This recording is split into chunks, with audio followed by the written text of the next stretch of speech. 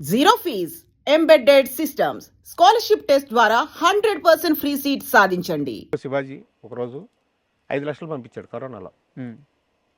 అంతకుముందు వివి వినాయక్ గారు 5 లక్షలు పంపించారు, పనిచేసాం.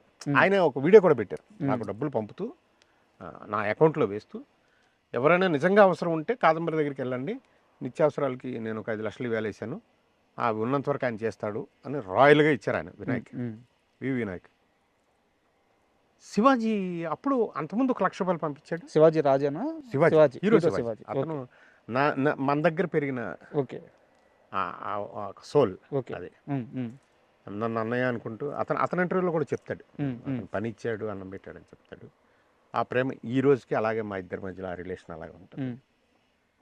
చేస్తే నేను దీన్ని ఏదో ఒకటి చెయ్యాలి, ఏంటంటే ఆశావహులు కోట్లలో ఉన్నారు, మనం వేలల్లో మన దగ్గర డబ్బు ఉంది, ఎలాగా ఇది ఏదో ఒకటి చేద్దామని ఇమీడియట్గా ఒక అంబులెన్స్ చేసేద్దామని 5 లక్షలు పెట్టి, నేను మళ్ళీ 2,95,000 3 లక్షలు దగ్గర చేసేసి ఒక అంబులెన్స్ చేసి ఇప్పటికి రన్నింగ్లో ఉంది అది. సార్ శివాజీ చేసింది అలా 2-3 అంబులెన్సులు పెట్టి, జనరల్ ఫిజిషియన్ని పెట్టి, జనతా ఆసుపత్రిలో పెట్టి, అక్కడే కూరగాయలు అవన్నీ అక్కడే పండించి, పాడి అక్కడే పెట్టి, వాళ్ళతోటి వీళ్ళని క్లాస్ రూమ్స్లో పెట్టి, ఈ చనిపోబోయే ముందుండే వృద్ధులైన ఆ బాలల్ని దత్తత తీసుకోవాలని నా కోరిక. దాని పేరు Saparya. Okay, we care for uncared. Super ఉంది tag. Saparya, we care for uncared. ఈ సపర్య అనే ఆశ్రమం పెట్టాలనేది నా కళ, నా ఆరాటం, నా జీవనం, నా ఫైనల్ అదేగా. ఫైనల్ అదే. అది దాని తర్వాత ఎప్పుడైనా పర్లా, అప్పటి వరకు కదిలేదే లేదు. అంటే ఒక మంచి కార్యక్రమం సార్, మనసులో ఉంది, అది ఖచ్చితంగా ఎగ్జిక్యూట్ అవ్వాలని నేను మనస్ఫూర్తిగా కోరుకుంటున్నాను. అండ్ ఇప్పుడు మిమ్మల్ని ఇబ్బంది పెట్టే కొన్ని క్వశ్చన్స్ ఉన్నాయి. నాకు ఇబ్బంది ఏముండదు. కాదంబరి కిరణ్ జీవితంలో హీరో నాగార్జున హీరోనా విలనా? నాగార్జున ఎప్పుడు హీరోనే, విలన్ ఎందుకు అవుతాడు మీ జీవితంలో? ఏముంటుంది, నేను కథ చెప్పాను, అతను కొంచెం కరెక్షన్ చెప్తా అన్నాడు. బావా, బాగా తవ్వినట్టున్నావు. బావా ఎలవబుల్ మ్యాన్ ఓన్లీ నాగార్జున, అది టైటిల్. అప్పుడు కథ చెప్పడానికి కొన్నాళ్ళు తిరిగాం. తర్వాత వాళ్ళ ఇంట్లో కథ చెప్పింది 3 డైరెక్టర్లే ఆ రోజుకి. నేను అనుకోవటం, నాకు విన్నది రాము గారు, అదే రాఘవేంద్ర గారు, నేనే అని. ఏదో కరెక్షన్ చెప్పాడు, ఆ కరెక్షన్ అవ్వలేదు. ఆ తర్వాత అతను వినటానికి అవ్వాల, అంతే తప్ప అతను వెళ్ళడం ఎందుకు అవుతాడు. అతను తర్వాత వెరీ రీసెంట్గా నాసామి రంగాన్ని సినిమా చేశాను. అవును, విజయ్ బిన్ని డైరెక్టర్. వస్తున్నాడు, చూడగానే ఎంత ఫ్రెష్గా ఉన్నావు కిరణ్, నువ్వేంది ఎప్పుడు కాదంబరు, నువ్వు ఏంటిది అన్నాడు. అవును, నేను అప్పటి నుంచి ఇలా ఉన్నా, నేను నాగేశ్వరరావు శిష్యుడిని అన్నా. సూపర్ ఉంది టైమింగ్. నాగేశ్వరరావు శిష్యుడిని నేను. ఇలాంటి నేను అసలు నేను చాలామంది కమెడియన్స్ వాళ్ళు ఆర్టిస్టులు చూస్తున్నాను, వాళ్ళంతా బోల్డ్ చేంజ్ అయిపోయారు, ఏంటి ఇంత ఫిట్గా ఉన్నావు. అలాగే రామ్ చరణ్ కూడా, శంకర్ గారి సినిమా గేమ్ చేంజర్, అక్కడ అవుట్డోర్లో ఉన్నాం పంజాబ్ దగ్గర. అక్కడ సడన్గా చూస్తే, సార్ ఏంటి సార్ మీరు ఏంటి అంత ఫిట్గా ఉన్నారు, ఏంటి అంత అలా అబ్బాయి. అలా వీ రిమైన్ దట్స్ ఆల్. అంటే ఎందుకు ఈ క్వశ్చన్ ఇంత స్ట్రాంగ్ అడిగానంటే, నేను ఒక 1.5 నెలల క్రితం చంద్ర గారిని కలిశాను. ఎవరిని? చంద్ర గారిని. నాగార్జున గారు మేకప్ మ్యాన్. ఫస్ట్ ఆల్ బాగా మేకప్ మ్యాన్ ఉండేవారు రాము గారు. చంద్ర గారిని కలిశాను. చంద్ర గారు మీ గురించి నాకు చెప్పింది ఏంటంటే, మీరు నాగార్జున గారిని కలవడానికి సెట్లో చెట్ల కింద, పొట్ల కింద, గోడల మీద గంటలు ఎన్ని సంవత్సరాలు ఎదురు చూశారు, ఎంత కష్టపడ్డారు, ఎంత ఓపికగా అలాగే నిలబడి ఉండేవాళ్ళు నాకు తెలుసు.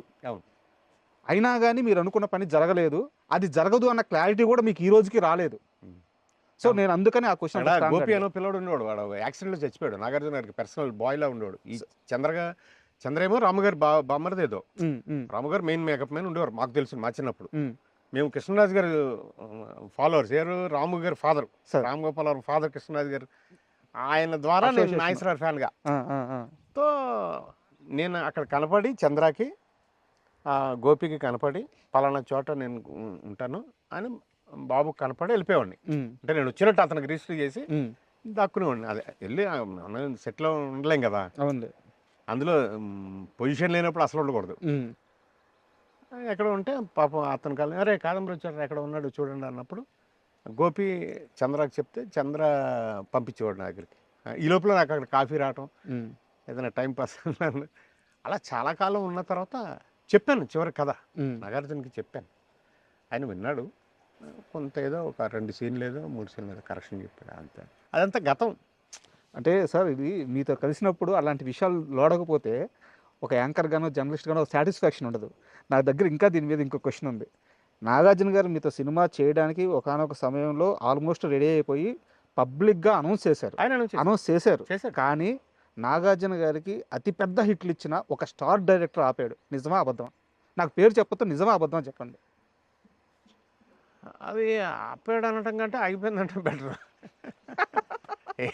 ఏం చేస్తాం ఇప్పుడు? అతను ఒక్కడ అలా కూర్చుని ఉంటే 15 మంది చుట్టూరు ఉన్నారు.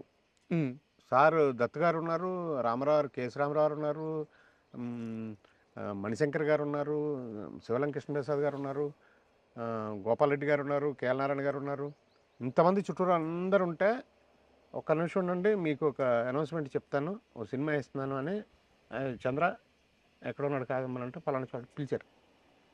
పిలిస్తే నేను బాబు చిన్నబాబు అనేవాడు. చిన్నబాబు ఏంటి నాగార్జున పిల్ల అని ఉన్నాను. మాకేంటి చిన్నబాబు అని నా ఆశీర్వాదాలు ఎలా పిలుస్తారు అలాగా అలా ఉండేది. ఏంటి సినిమా అంటే మన టైటిల్ ఏంటి? నేను ఈ పల్లెటూరు బ్యాక్డ్రాప్లో సినిమా చేస్తున్నాను, ఇతనికి ఇచ్చాను సినిమా,